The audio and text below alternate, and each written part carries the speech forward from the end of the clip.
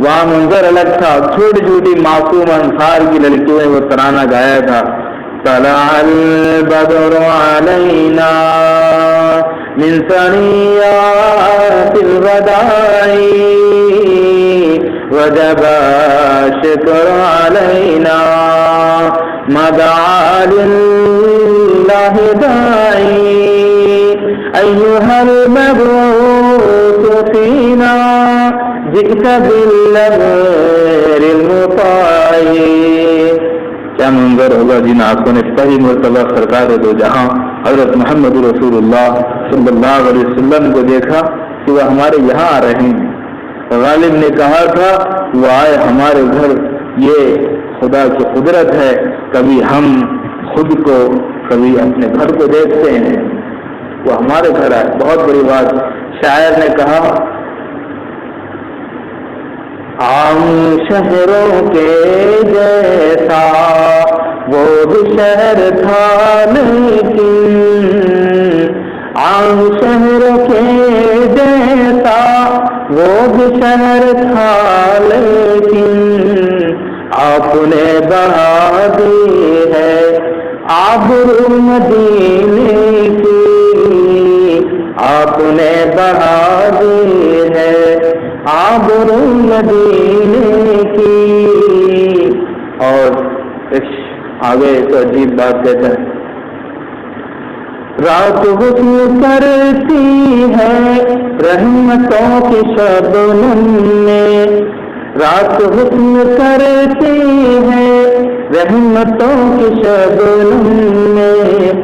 صبح بھی نکلتی ہے باغ مدینے کی. صبح بھی نکلتی ہے. اور جو ترانہ معصوم چھوٹی بچیوں نے پڑھا تھا اگر اس کو ہم ہمارے ہندوستانی شاعر کی زبان میں منظوم ترجمہ کرنا چاہے تو وہ یہ بنتا ہے. نبیوں میں رحمت لقب پانے والا مراد غریبوں کی برلانے والا وہ اپنے پرائے کا غم کھانے والا مصیبت میں غیروں کے کام آنے والا. طلع البدر علینا من ثنیات الوداع وجب الشکر علینا ما دعا للہ داعی. میرے بھائیوں، آپ علیہ السلام اور آپ کے صحابہ مکے سے مدینہ کیوں گئے تھے؟ اب سوال ہے. آپ خوشی سے گئے تھے رو کر گئے تھے؟ اپنا وطن کون چھوڑتا ہے خوشی سے؟ میری تو ابھی زندگی 30 سال 32 34 سال ہوئی ہے. میں اپنا وطن چھوڑ کر چند دن کے لیے کہیں جاتا ہوں تو رو رو کر جاتا ہوں. جو لوگ ہمیشہ وطن کو چھوڑ دیتے ہیں جب ان سے کوئی ملتا ہے وطن کا تو اس سے رو کے ملتے ہیں. وطن یاد آتا ہے. شاعر نے کہا تھا مسافر کجا باشد وطن را یاد می دارد. مسافر کجا باشد وطن را یاد می دارد چون بلبل در فقط باشد چمن را یاد می دارد.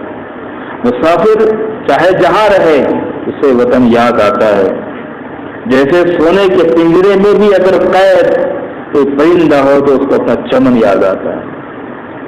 30 سال جو لوگ اپنے وطن میں رہ کر چند دن کے لیے وطن چھوڑتے ہیں رو رو کے چھوڑتے ہیں. اور ساتھی جماعت میں 3 دن کے لیے چل رہا تھا. ایک ساتھی میرے پاس اس کو لے کر آئے. اب مجھے ایک طرف لے کر گئے اور مجھے بتایا گیا مفتی صاحب اس کے ساتھ تھوڑا خاص خیال رکھنا. میں کہا کیوں؟ جب گھر سے نکلا تو باہر نکل گیا اور گھر کی چوکھٹ سے ایسے ہاتھ رکھا اور ہاتھوں پر سر رکھا اور بہت زور زور سے بہت دیر تک رویا. کیوں؟ گھر چھوٹ رہا ہے اس لیے رو رہا تھا.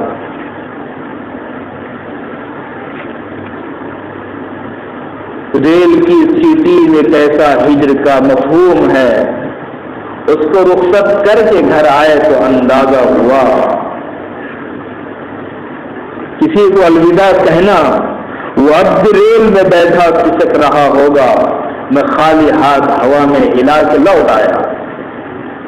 وطن چھوڑنا آسان نہیں ہے، اتنا آسان نہیں ہے وطن چھوڑنا۔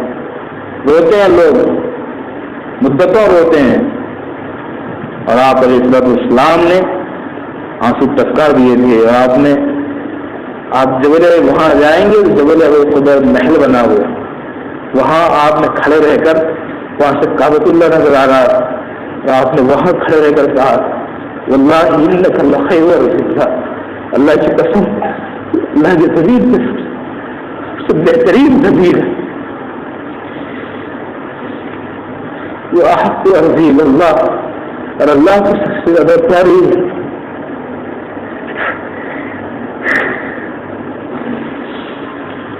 لولا انی اخرجت منک ما خرجت، اللہ کی قسم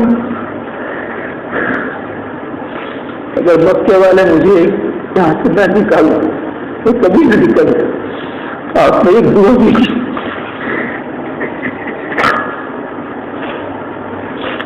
رو رو کر آپ نے دعا کی، اللہ میں تیرے واسطے میرا محبوب چھوڑ رہا ہوں جو مجھے شہر سب سے زیادہ پیارا ہے، میں تیرے نام پر اس وطن کو چھوڑ رہا ہوں، اب تو مجھے وہاں پہنچا دے جو وطن تجھے سب سے زیادہ پیارا ہے۔